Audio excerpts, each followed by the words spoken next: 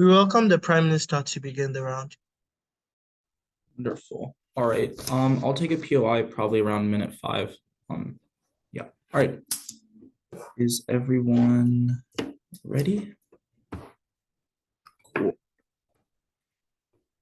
China's debt to GDP ratio has almost doubled over the past 20 years, is currently in horrendous shape, and is still actively getting worse. Real estate is the largest industry in China, but the market is chaotic and cluttered. It's currently in a debt bubble, and a lot of companies are over leveraged. What are the existing alternatives for the CCP's revenue? First is debt financing. But this is a chicken and an egg problem because borrowing worsens the debt to GDP ratio, which consequently reduces future borrowing power and credit rating to do so, which is just a Molotov cocktail for economic shock when the well runs dry. Second is market expansion. But there's a strong international pushback to incredibly increasing market expansion. And it's also difficult to expand the market without revenue available to do so. And third is cheap production, which is the existing model minus the industry, but is clearly insufficient. The result is that China's current access to financing is particularly hard and is still getting worse as the real estate industry continues to grow in this bubble. What do we think then the policy on our side looks like? We're not going to give a specific number, but something around 5 to 10% property tax. As for income tax, we'll keep the percentage of who pays virtually the same, but we'll do something around doubling the numbers across the board. As for time frame, the tax is applied over the next 5 to 10 years, and it probably grows by 1% or 2% each year. Obviously, the CCP is not going to do this quickly enough to trigger immense economic shocks or backlash. This isn't a one-day implementation period or anything of that nature. And we don't have the economic indicators they have to predict the exact numbers, so we're just giving a baseline range. Any clarifications?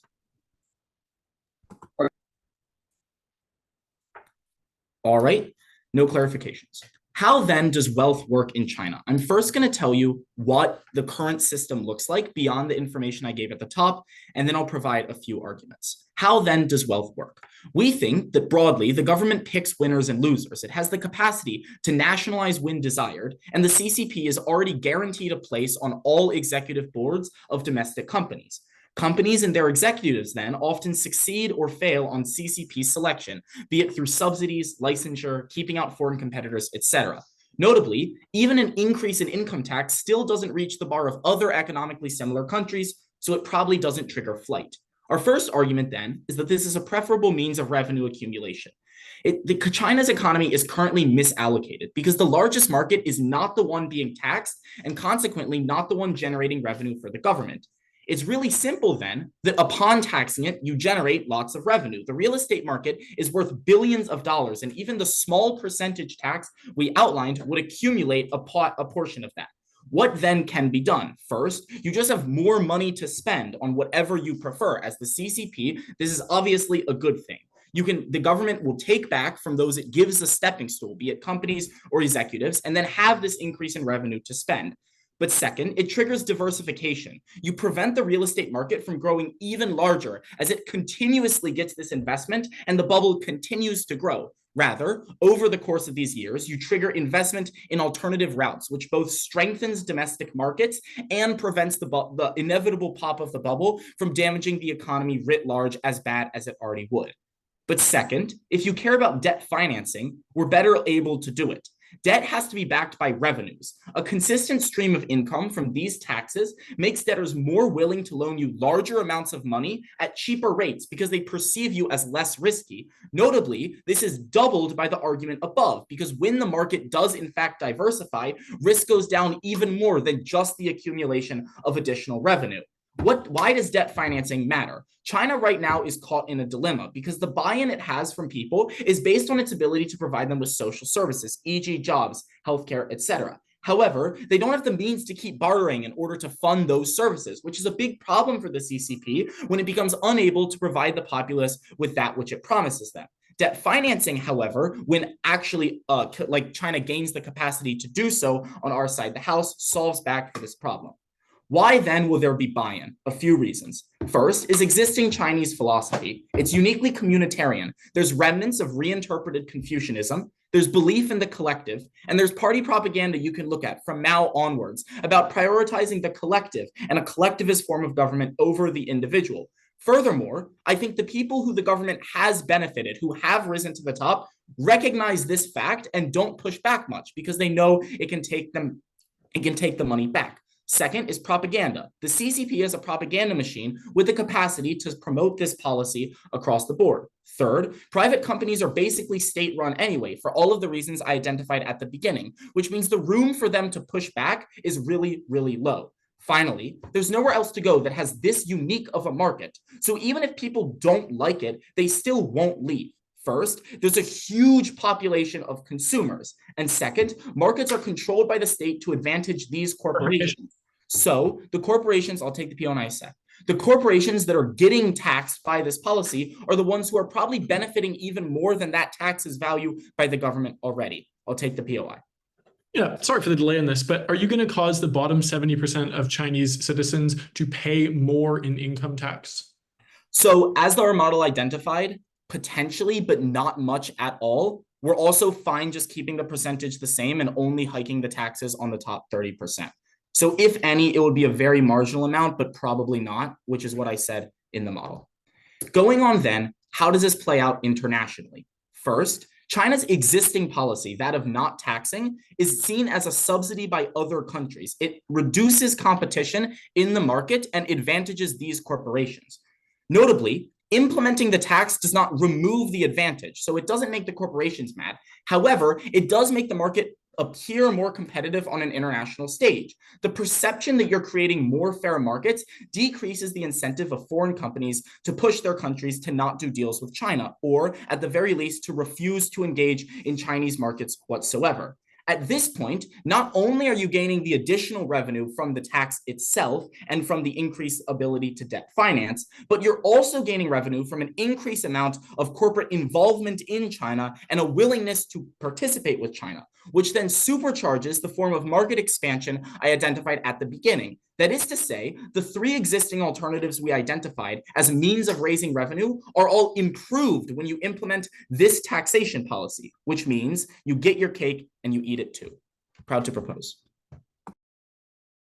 I thank the Prime Minister for that fun speech. I'll now take the lead off up.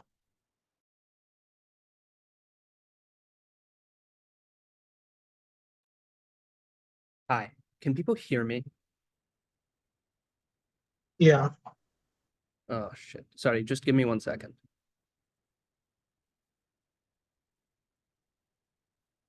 Can people still hear me? Yeah. I can no longer hear you. You know all the way. Oh, okay. Sorry, Calvin. I just heard you. Cool.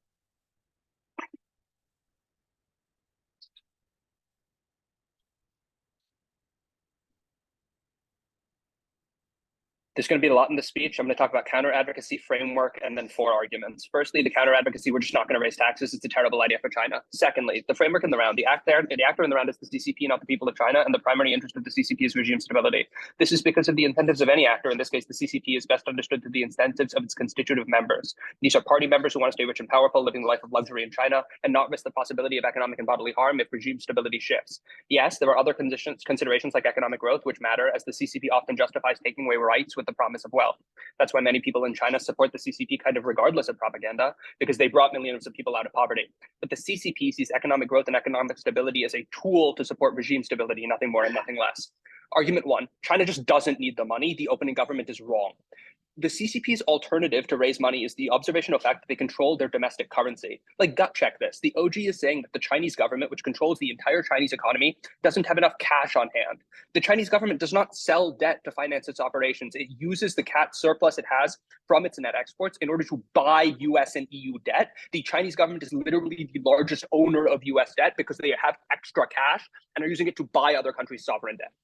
What does this mean, right? Even if they didn't have enough money on hand, the Central Bank of China can literally print money to match its spending needs while preventing the price of the renminbi from increasing because they engage in currency manipulation.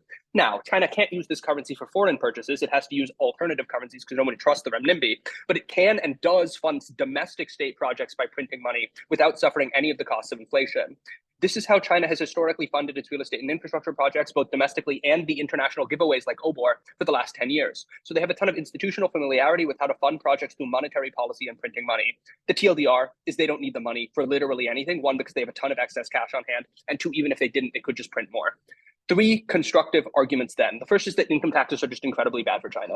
Income taxes are progressive. We're fine not taxing the poorest, but like even taxing the middle, upper middle, and upper classes of Chinese society is quite bad for regime stability.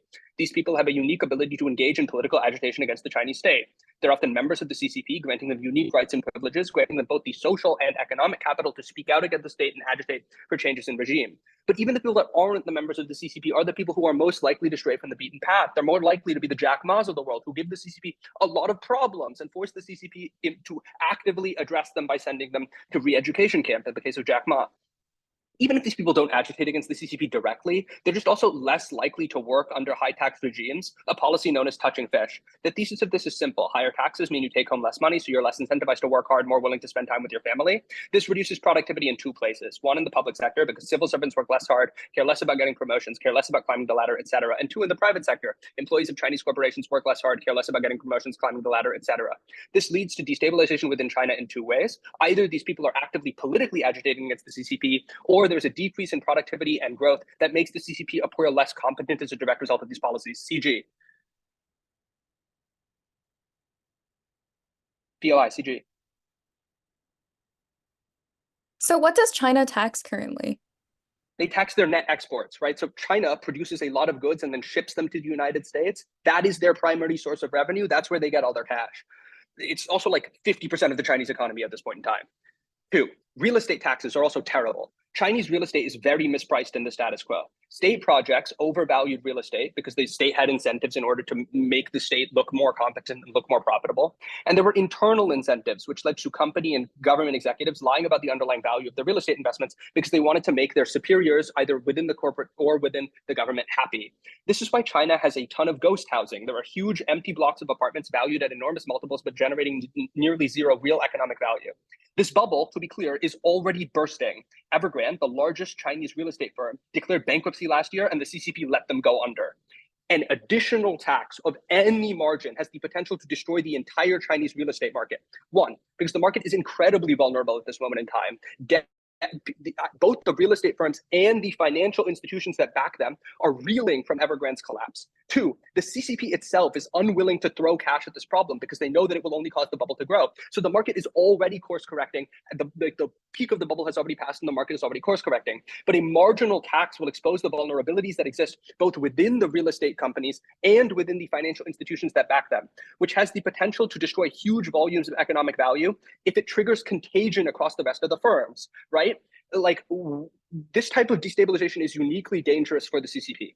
After the bankruptcy of Evergrande, the Chinese real estate sector and financial institutions tied to them were very vulnerable. Evergrande alone cost millions of Chinese workers to lose their jobs and millions of people who lost their homes to lose those who bought homes through Evergrande to lose those assets. If it is the case that a marginal tax depresses the Chinese real estate sector and the financial institutions that back them and causes another collapse, there might be contagion with the entire Chinese real estate sector, leading to many more millions of people losing their jobs, many more millions of people losing their homes, and the ultimate collapse of the backbone of the Chinese domestic economy, which is their real estate sector. Thirdly, and finally, I want to make an argument about corruption. China has a corruption problem. Even after Xi's reforms, corruption is rampant at the local level and within the regional polity of the CCP. This is because Xi had much less direct influence over the satellite institutions. And because Xi's crackdowns were pretty recent, the long-standing culture and norms of corruption remain. So many states, especially the ones that aren't next to Beijing, exaggerate their economic productivity in order to gain favor with the CCP. Any tax scheme, either on income or real estate, puts these regional bureaucrats in a horrible position. They're being asked to pay taxes on large volumes of economic activity that don't exist with money that they don't have. They have a few options. They could confess past corruption, but that's very unlikely to be what they do, given that Xi's purges punished corrupt officials at the federal level very severely. Or two, they could get more corrupt and do things like commit tax fraud. But again, that's also unlikely to work because they literally need to produce the cash from these taxes somehow. So remember, like the federal government can produce taxes because they control the federal central bank. The regional governments can't just print money. They don't have a central bank to enable them to do so. So what is very likely to happen? There's likely to be corruption scandal after corruption scandal after corruption scandal that explodes, as these people have no way to continue their to justify their last 20 and 30 years of substantial economic misrepresentation about the real value of the economy in these regions. Why is this going to shatter trust in the CCP? Like, look, yes, the CCP has a propaganda machine. They're, on both sides of the house, they have the exact same ability to propagandize, but it's not perfect. There are like blogs and microsites that do complain about Xi, that do compare him to Winnie the Pooh all of the time. And the more underlying justification people have to get mad at the CCP for the questions of corruption, for the questions of slowing economic growth, the more powerful people are willing to speak out against the CCP and give like these legitimated claims an avenue of like broadcasting to the media or to the people, or again, through face-to-face conversations, the more destabilization you have within China and the worse it is for the CCP. We are incredibly proud to oppose. Thank the LO for that fine speech. And now writes the DPM.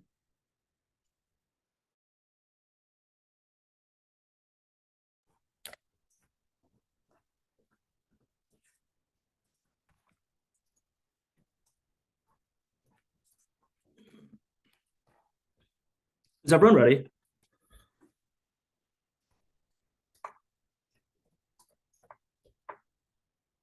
Very good.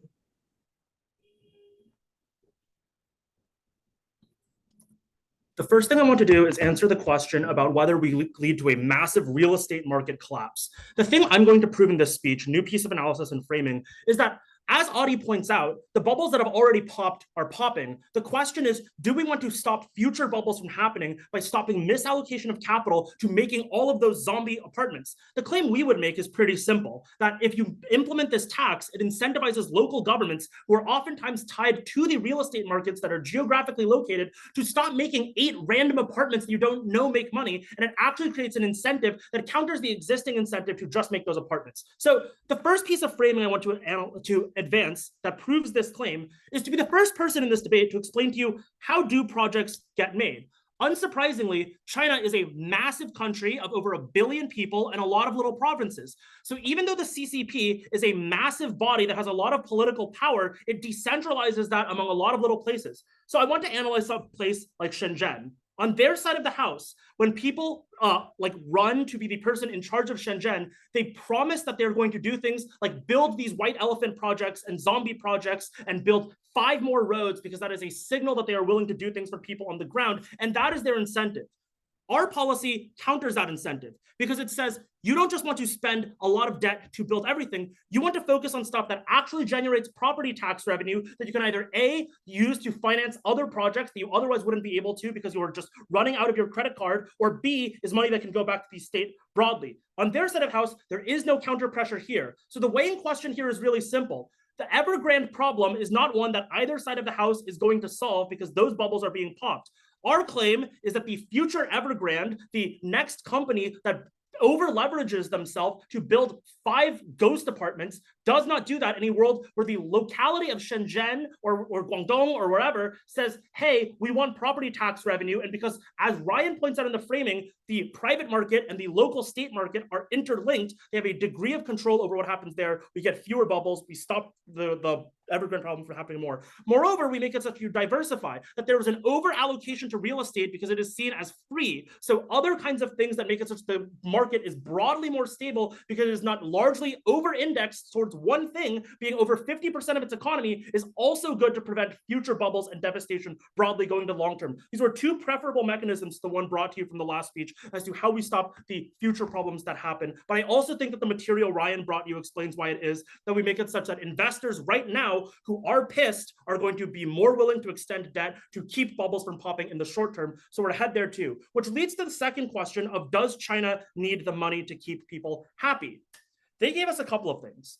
First, Adi told you that they use their surplus to pay off these things. But the claim we are making is that there is a fear of the future, that debt to GDP has climbed astronomically quickly, and the people who are loaning are worried that there won't be enough surplus later. Like it was 30% 10 years ago, and now debt to GDP is 70% with no signs of stopping. So the people who loan aren't like, oh, you're not paying us now because you have surplus, but in the future, will you be able to pay us? There was no explanation as to why it is that debtors are confident there'll be surplus in the future. All they said is you can print money. But there are two problems with this. One, if you print money, that leads to things like hyperinflation, which is bad for your currency and your ability to do things like let people buy goods. And there's an increasing amount of consumer classes of people who do not want their money to be worse. So to the extent that the CCP cares about regime stability, that is likely the case. That is an argument for us because the regime is less happy when rich people's each individual dollar that a rich person has is worth less. Then they say, oh, but you won't have to worry about hyperinflation because that leads to because you can just use currency manipulation to stop that.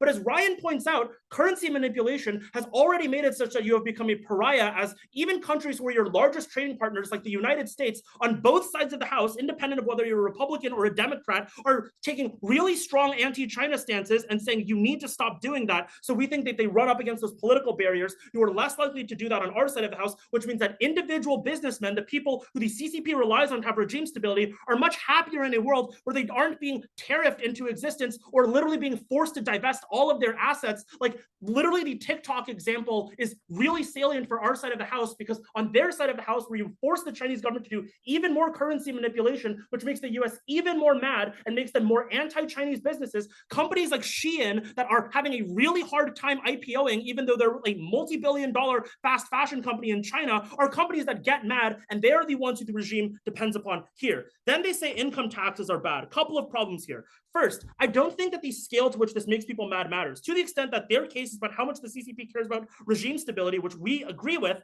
it is unclear the extent to which this actually destabilizes the country for a couple of reasons here.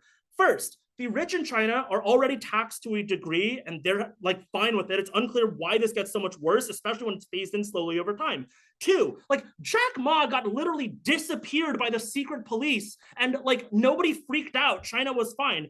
Three, there are people right now who are mad. This tax doesn't just go up my ass and then disappears. The claim we would make is this is a lot of money that is being inefficiently allocated to specific industries. Taxes, shocker guys, are redistributive. They're redistributive in a couple of ways. One, when you improve your credit rating, because now you actually have a source of revenue that isn't printing money from the mint, that means other businesses that want to debt finance are better off because we're not solely focused on one over-leveraged industry. Two, the money that you tax, you can also just use to subsidize other industries of people who are also plutocrats who are mad at the state right now. So it is redistributive in terms of making people mad, and the money that you take from people is going to be fine. But moreover, like, sure, you care about regime stability, but look to the last speech. What was their link or mechanism or whatever debate jargon word you want to use to why, even if this makes people mad, how that impacts regime stability? Ryan gave you 4 preemptive pieces of analysis in his speech as to why it is that it is unlikely people will be mad to the extent that they've been brain controlled and realize that they're in a unique economic position. But even if they are, it is deeply unclear what the link is to destabilize the Chinese government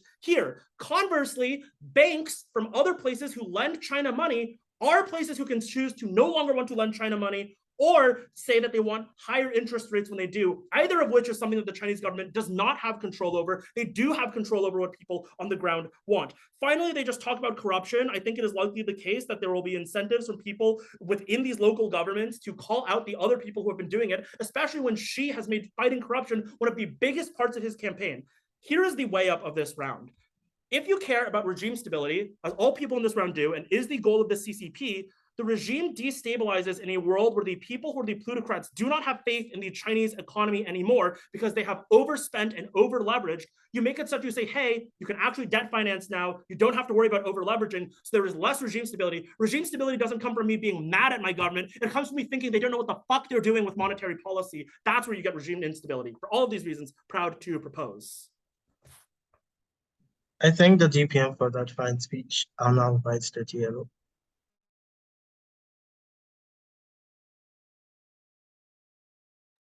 Awesome. Can everyone hear me okay? Yeah. Cool.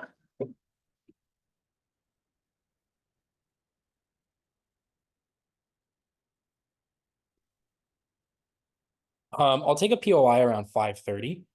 So I'll unmute and sorry, I'll just like ask someone from closing. Is anyone not ready? Cool. I'm going to start on the question of debt and prove to you very definitively that China is not in a massive debt crisis, that this policy is the only lifeline out of. And then I'm going to explain why OO is winning. There's a massive increase in political instability, and why us winning that is sufficient to take us over OG and whatever benefits you get from top or from back half. All right, let's talk about this idea of a large degree of debt. There are a number of issues with this claim.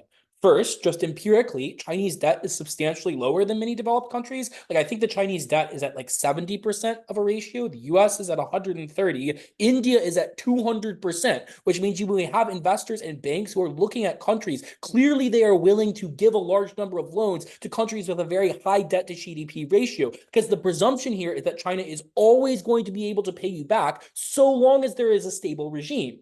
Two, we tell you China has a huge amount of exports, so their argument of exports, which are often taxed at a high rate.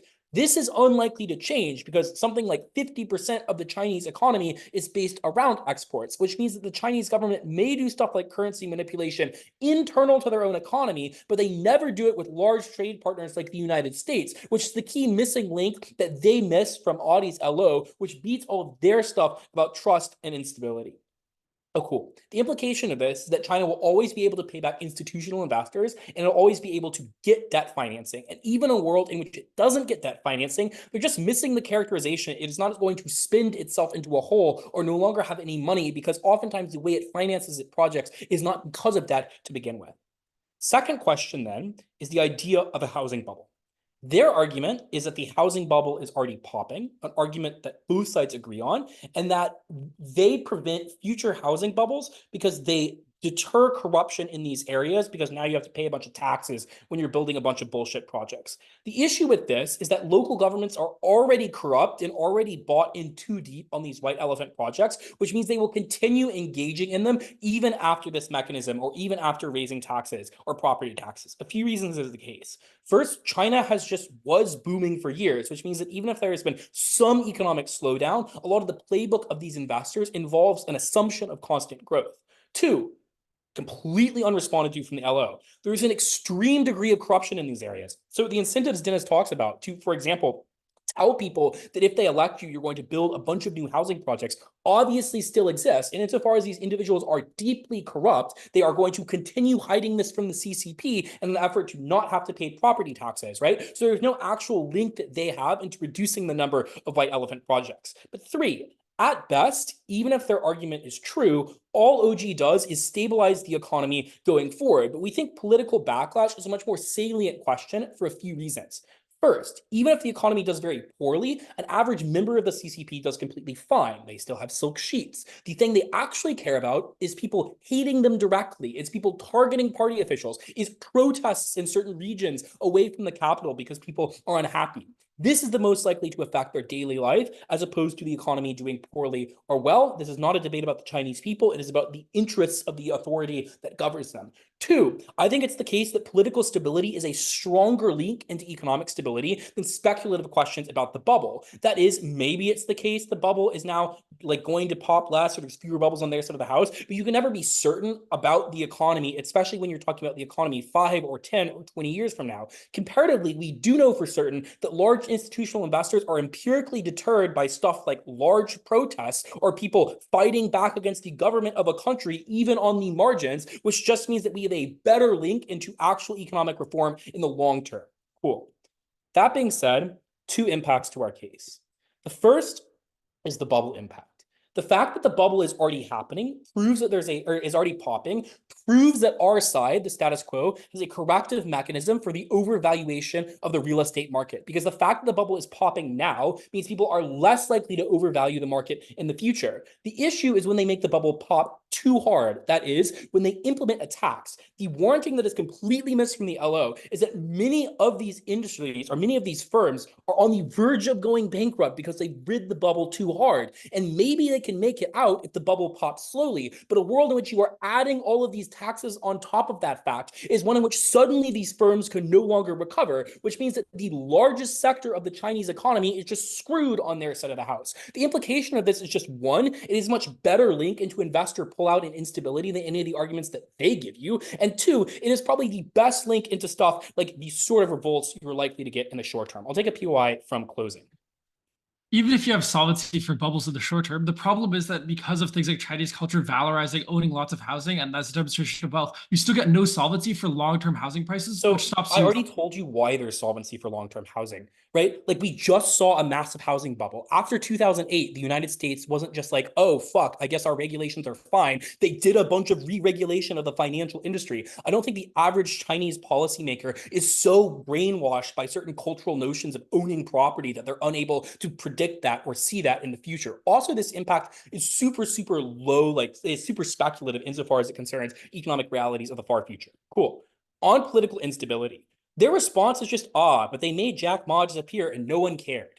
One, people did care. His company literally lost like millions, if not billions of dollars of valuation on the market, which means it's a numbers issue. Maybe if they really need to, the CCP can disappear one Jack Ma, but they can't disappear 3 or 4 or 5 individuals. The second claim they make is basically just, but the CCP is going to be fine.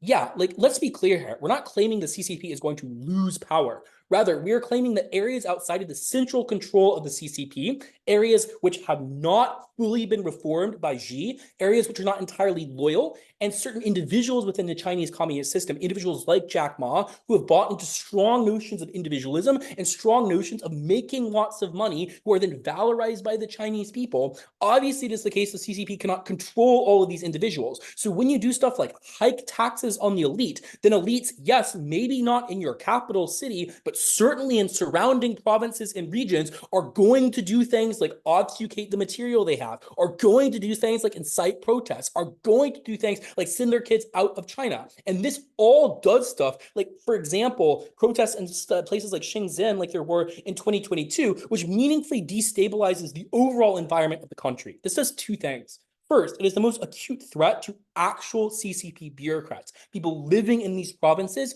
who now are in the eye of instability. But second, it means that there is just less investment in the country writ large, which flips all of opening material because there's less investor confidence in the ability of the government to control its people. For these reasons, I thank the DLO for that fine speech. This concludes a wonderful opening house.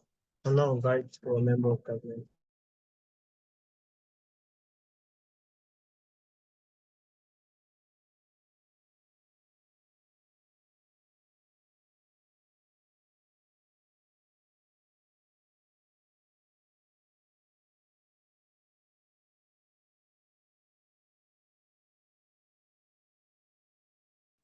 Just checking, am I audible? Yes. Awesome.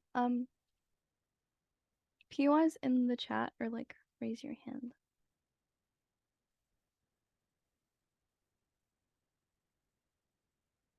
The extension from CG and our path to victory is incredibly simple. Opening opposition seems to misdiagnose the state of China's economy as infallible, and even at their best. They are right to say that China maintains its regime by ensuring economic prosperity. But the problem is, China's period of economic prosperity has notably halted and will continue to get worse if something is not done. No teams address the real reasons why this is the case. I will do so. An average informed voter would note that the problem with China's economy is a lot larger than not gaining funds from real estate tax. The citizens of China are growing increasingly frustrated at their government for many reasons, but most pressingly about the rapid amount of youth unemployment in China and the inaccessibility of housing currently. I'm going to explain why the lack of taxation on housing is a primary factor within this, and second, why this gets solved on our side along with other benefits. Additionally, OJ doesn't have fiat power to state what this policy will be. It's not a this House would motion. So we think the likely response to implementing this tax is also going to be lessening the current extreme sales taxes that are both frustrating to younger citizens who can't like get a job and that are largely ineffective. We think these taxes are ineffective mostly because people in China who have the most wealth often do not spend much. The vast majority of wealth is concentrated within aging populations and their properties. These individuals are often retired and come from generations of wealth. They grew up surrounded by sentiments saying that saving is good. Wealth is shown through one's home and estate rather than flashy items or consumerist goods. The individuals who are most likely to purchase things in the economy are members of the newer generation who often are not as entrenched in these sentiments because of the growing shift towards like consumerism throughout social spaces and media. This means when wealth is concentrated in valuable properties owned by aging families in high value areas, especially areas like cities, if the government implements less tax in sales alongside introducing an income tax and property tax, they're not only going to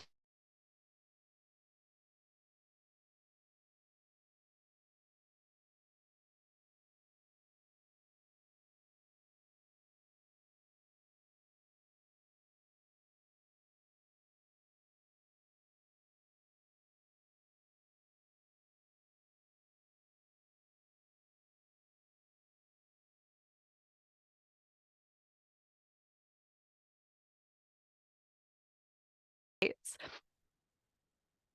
So for this reason, it's unlikely that they're going to do things like rent out to people who maybe can't pay a significant amount. We think this is very, very bad because it results in the inefficient use of land that could otherwise be used for housing people who move into areas where there's lots of jobs. China has a massive issue with these real estate companies doing this. We think on our side, there's more incentive for them to do things like have current properties that are vacant, rent it out for cheaper prices. Why? Because companies do not like the idea of having their wealth massively dwindle over time, right? There's a lot more of a pressing issue and a pressing reason for them to kind of help the amount of people who want to buy homes. I think there's lots of demand, right? Aging populations are also probably going to be forced to move to more rural areas, right? One, they don't really want to live in the city. They have no necessary need to, but they're there primarily because they want to maintain their wealth. They have no incentive to sell in areas that have very high value property. However, they're probably going to do so on our side of the house and move to some place that is more economically efficient for the country at large, right? Because again, if they want to maintain as much wealth as possible, it's very difficult. I don't know, old habits die hard, can't teach people new tricks, whatever. It's probably likely that they're going to leave as opposed to just having their wealth massively decrease, which means that this property opens up. And there's also more of an incentive for companies to efficiently use their property, like building more high density housing, right? Which means that more people can be located in city centers because now they have no, it's an active detriment for them if they do not sell and do not make some return on their investment. I'll take a POI. If you tax real estate prices go up, and no amount of secondary economic effects break that link.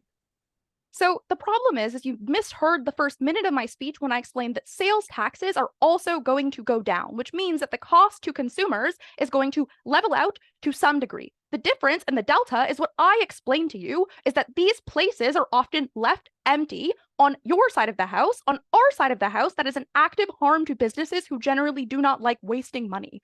We think that youth in the status quo don't have the money to afford very expensive homes or be able to move into these areas. One, because either the places are just empty and they're waiting for some rich buyer to come and buy it, or just because, I don't know, it's half built, right? We think that on our side, it's likely that they're going to be able to do things like, I don't know, move out of their parents' home and move out of which is a very common thing in the status quo, again, because people don't have enough money to buy housing.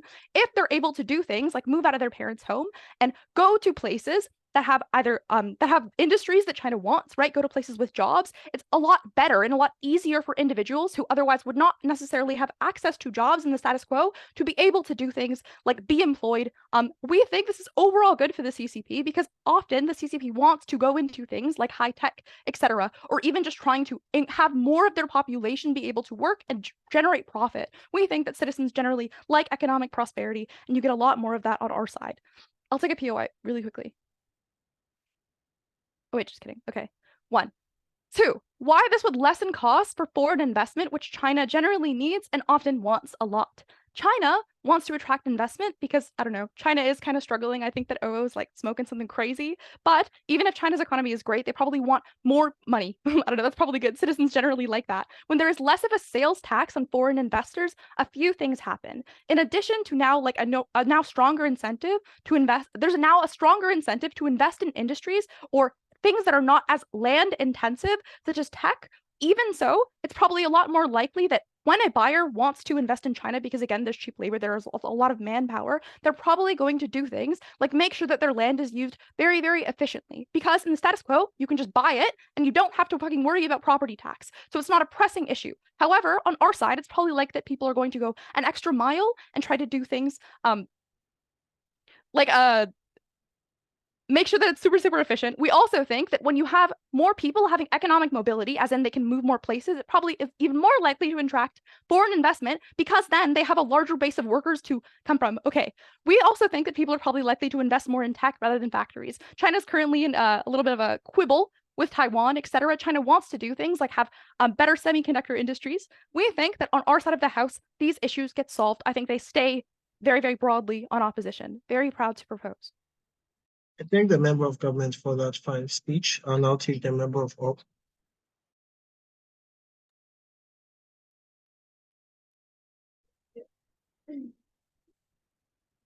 I'll take my POS.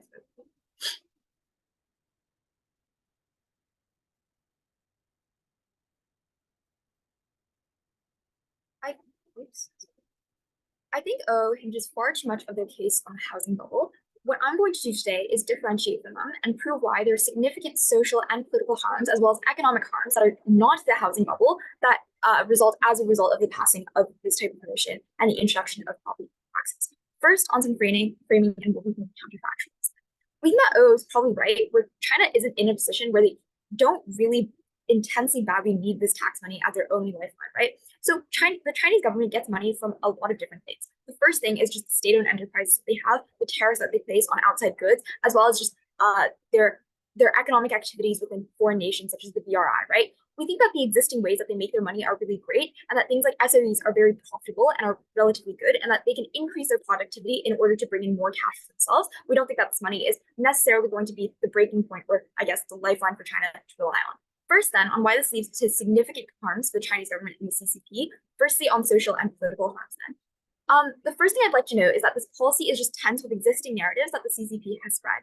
Over the years, the CCP has blanketed their entire population with anti-West propaganda that has taken a very, very specific form. So, for example, that looks like pointing at policies that have been passed within the Western states and saying that they're very greedy and very capitalist, that they do things like tax labor and tax property because they do not want their citizens to have a roof over their head, and that in comparison, the CCP, who is not doing those things, is much better for like the collective good of the Chinese people, and therefore is also upholding their communist values. And that's an incredibly important part of their legitimacy. If the CCP backtracks on this, we think there's going to be a huge backlash from the population because now they're adopting policies that are fundamentally Western, that previously they have pointed to and said are very harmful to the very working class that they depend on in order to get their legitimacy and status quo, right? So it makes them appear contrarian to all of the values that they're currently preaching. I think that's incredibly bad, and that's how you get the impacts of the backlash that O wants to access. But secondly, we think this policy transgresses the social contract theory that Chinese citizens have entered into, right? So the expectation is that the state protects their communist values and allows them to keep the fruits of their labor. We think this motion directly transgresses that social contract by forcing those laborers to part with their income, leading to a more intense social backlash and all of the protests and the political instability that O wants to talk about. Thirdly, we just think that rich CCP members are probably incredibly opposed to this, right? Because recognize that the interests of the CCP are inherently the interests of its members. You cannot extricate the two.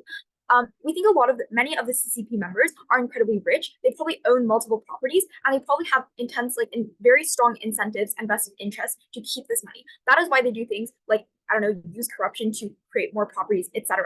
This motion fundamentally goes against all of those interests. We do not see how it would be in the interest of the CCP to pass this.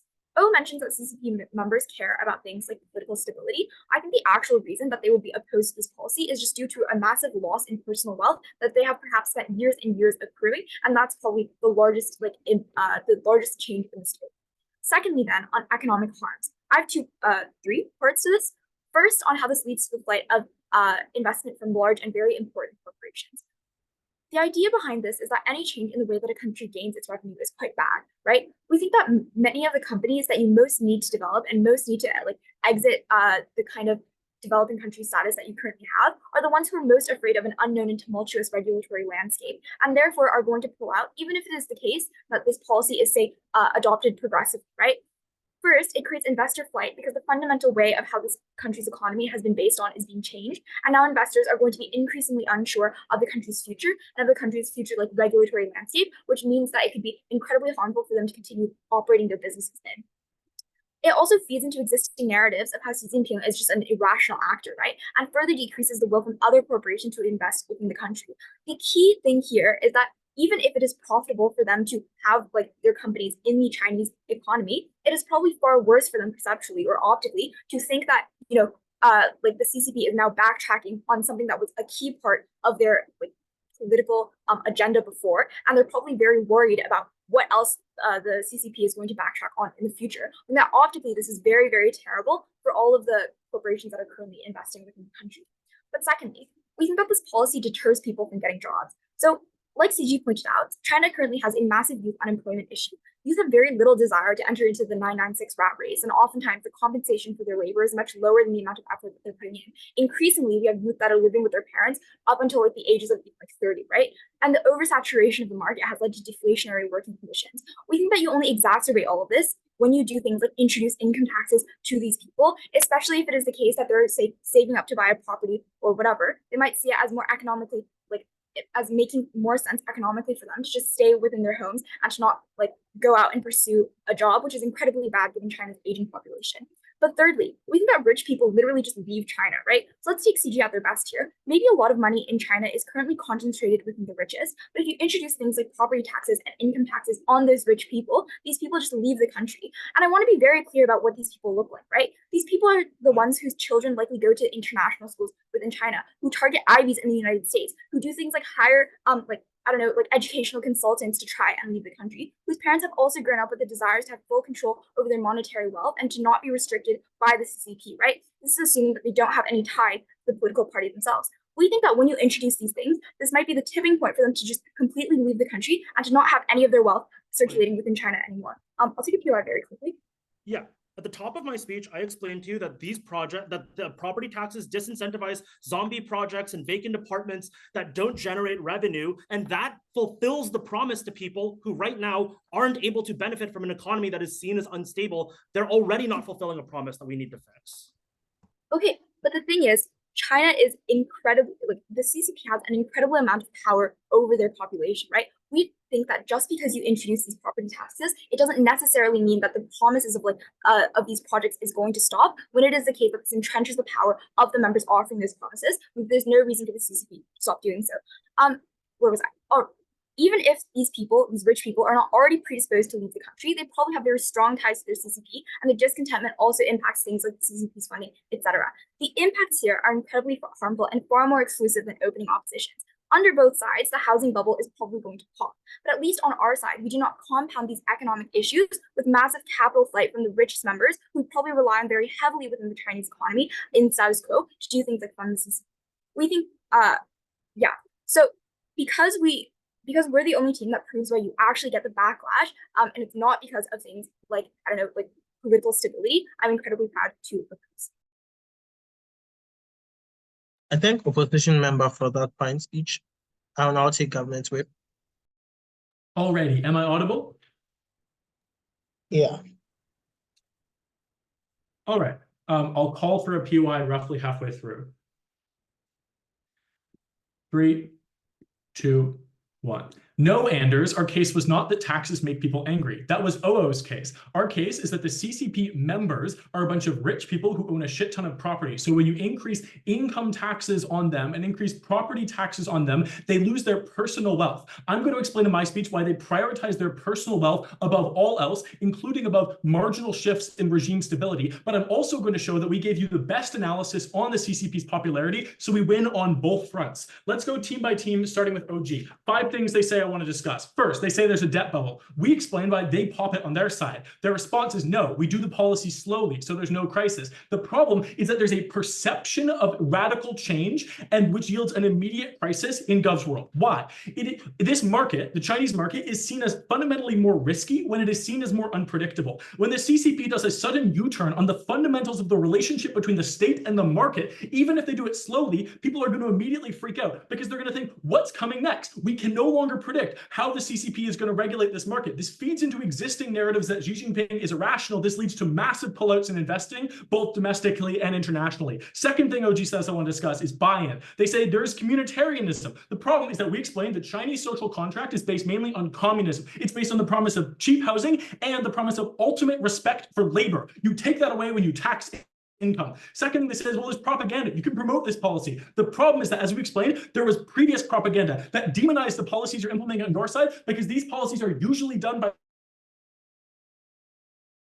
the West. China has historically had different policies, so China has demonized these fucking Western policies. Look at the info slide. For that reason, for China to go back and adopt policies they themselves have demonized will be horrible for the CCP's popularity. Third thing from OG, fair markets means more investments. This hits CG too. We explained quite simply that rich companies and rich individuals will dislike this motion, because if you're hacking taxes on the rich, this is bad for the rich. Rich people want markets to be unfair. They just want them to be unfair to their advantage. So contrary to what Anders says, no, foreigners in China do pay income tax, so they will hate this. Great.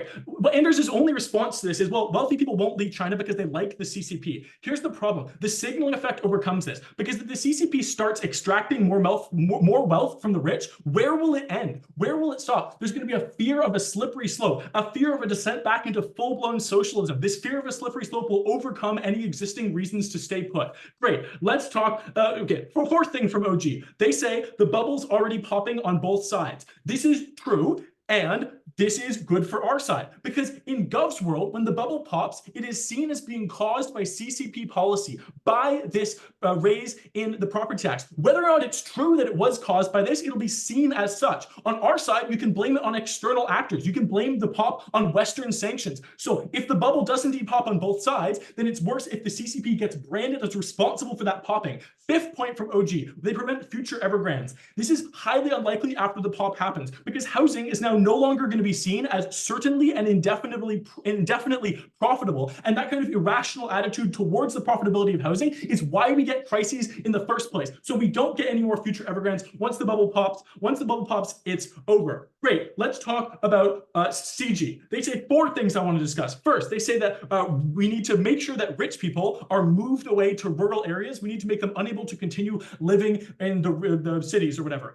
This will be horrible for backlash. Why? Because China is based even more than communism on Confucianism. And one of the most fundamental Confucian values is respect for elders. So if the CCP is literally going to be perceived as kicking elderly people out of their homes to make room for the young, this is antithetical to Chinese culture. That gets backlash. Second thing they say is better access to housing, and that people in the status quo will hold onto their land without renting the property. Here's the problem. It's always unprofitable to do this, to just sit on a house without renting it out. You're leaving money on the table. What that means is that people are making this choice not based on the finances. They're making it based on other factors. So it's entirely unclear why a 5% tax is the tipping point for people renting out their homes. Third thing from CG, they say young people need to get more homes. Here's the problem. This is not going to be a problem on either side of the house. If OG's right, the bubble pops on both sides, what does that mean? It means house prices plummet. That's what a bubble popping means. See 2008 in America. Clearly, this won't be a major problem going forward. Young people will be able to afford homes. Fourth thing from CG is lessening sales taxes. Here's the problem. If China is as fucked as they say, the CCP is probably going to keep the sales tax on both sides. They're just going to add more taxes on your side. I'll take that POI from OG.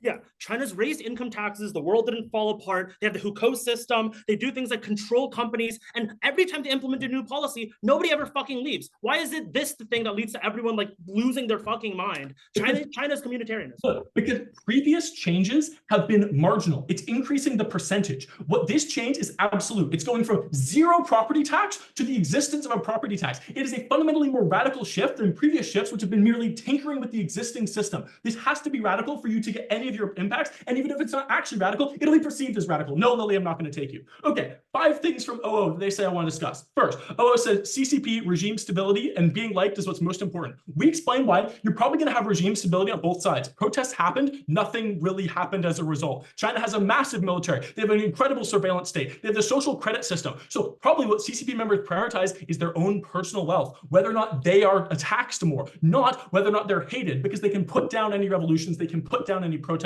What matters is whether they can afford to buy all of the things that they want to buy with their money. Second thing from OO is there's alternatives like taxing exports. The problem is they never prove that you can continue this into the long term because of the middle income trap. That's the problem here. Salaries are rising. Exports are less competitive. Both gov teams have pushed back on this. We discussed fundamentally more sustainable alternatives. Things like engaging in neo-colonialism with regards to the developing world, state-run enterprises, all of the other things Jackie discussed. We uniquely show there are good alternatives in our world. Third thing from OO is stability. The idea that rich people are often politically powerful, so we don't want to anger them. Here's the problem. OG's already proved that 1 or 2 or 3 or 1,000 angry Jack Ma's are insufficient for regime change, so we shouldn't care about whether the rich people are angry. We should care about the rich people who are constitutive of the group that is the CCP, whether they are fucked over, because that's what this debate is about. Fourth thing from OO is the idea of real estate, that the taxes will destroy the industry. OO never overcomes 2 things. First, they never overcome the PM saying we're going to do this policy slowly. I overcame it via my perceptual analysis. Second, they never overcome DPM saying, well, the bubble's going to pop on both sides. OO's only response is, well, the bubble pops too fast or too hard. They never characterize what this looks like, and they had no proof that the tax will be the tipping point for avoiding any sort of runaway downward spiral. Fifth, corruption. They said, well, there's taxes on government revenue. This just isn't a thing, government revenue isn't taxed, that's beyond the scope of this debate. At the end of the day, we explained to you why it is the CCP is a group. Groups don't have interests. Only the members of these groups have interests. Groups aren't sentient. Interests are based on sentience. So you should care about the direct, most materially proximate interests of the entities who make up the CCP. That's their personal wealth. And we also did a buttload of analysis on political stability. So we win. Cheers. I thank the opposition for that fine speech. This ends the semi-final. You may pause the House.